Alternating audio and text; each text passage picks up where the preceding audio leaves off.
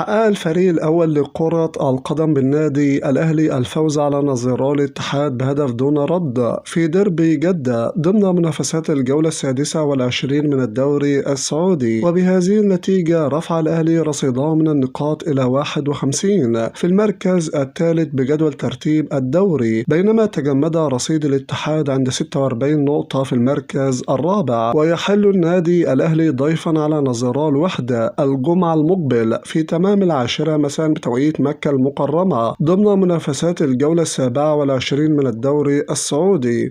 عبر جمهور الاتحاد عن غضبه الشديد من أداء الفريق ضد الأهلي، حيث طالب قطاع واسع من الجمهور إقالة مارسيلو جياردو مدرب الفريق، وطلب جمهور نادي الاتحاد بطرد المهاجم الفرنسي كريم بنزيما الذي لم يقدم أي إضافة في تلك المباريات الحاسمة التي خاضها مع الاتحاد. ويؤمن جمهور الاتحاد بأن على المدير الفني مارسيلو جياردو دفع ثمن الأداء الذي يقدمه منذ وصوله دون استغلال أي أعذار لخداع الجمهور، ويرغب جمهور الاتحاد في تعيين مدير فني عالمي لإنقاذ الفريق.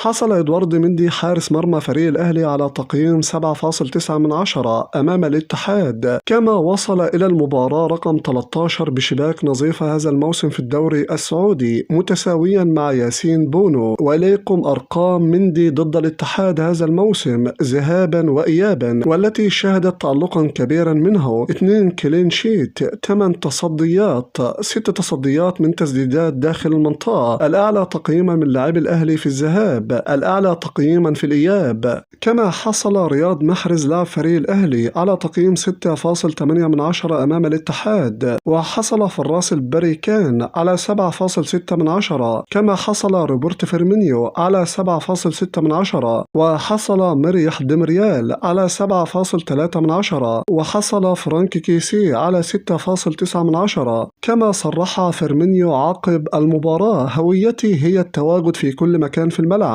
قبل التسجيل فكرت في العمل من أجل الفريق، وتم قائلا: أنا ألعب من أجل الفريق ومساعدة زملائي لتحقيق الانتصار ومواصلة التقدم بجدول الدوري.